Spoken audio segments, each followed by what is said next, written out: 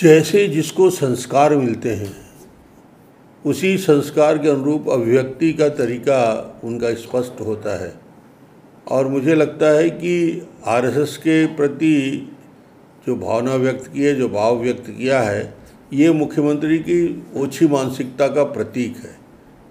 RSS का संगठन देश में न केवल हर कठिन परिस्थिति में, वो बाढ़ हो, आपदा हो, तूफान हो, सबसे आगे पंक्ति में जो संगठन खड़ा रहता है वो राष्ट्रीय स्वयंसेवक संघ है।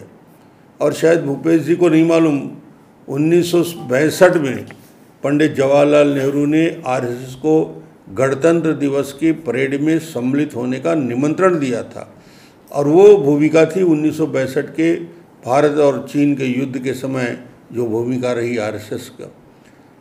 आरएसएस संगठन की वजह से आज इस देश में जिस प्रकार धर्मांतरण की आंधी चल रही थी, उसको रोकने का काम यदि कोई संगठन सामने आके करता है तो निश्चित रूप से छत्तीसगढ़ से लेकर पूरे देश में एक महत्वपूर्ण भूमिका रही। बच्चों को संस्कार देना, शिक्षित बनाना, राष्ट्रभक्त बनाना, ये राष्ट्रीय स्वयंसेवक संघ के शाखा में सिखाया जाता है।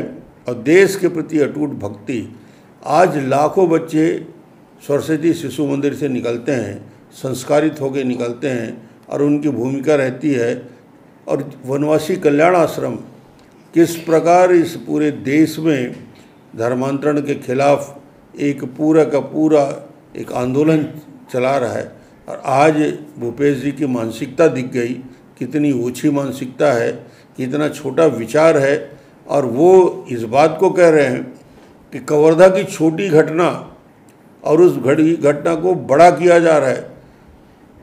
भूपेश जी, भगवा ध्वज को पैर में कुचलना और कुचलने के बाद जो व्यक्ति दुर्गेश उसको बचाने जाता है, ध्वज के लिए सामने आता है, उसको बेहोश होते तक मारना और उसके बाद 48 घंटे तक एफआईआर ना होना, ये बहुसंख्यक समाज को दबाने का षड्यंत्र कांग्रेस लगातार कर रही है। और कवर्धा में मंत्री के इशारे पे एफआईआर दर्ज नहीं होता। और ये 3 साल के इनके कार्यकाल का घुटन था पूरे कवर्धा जिले का, जो विस्फोटक रूप में उस दिन सामने आया।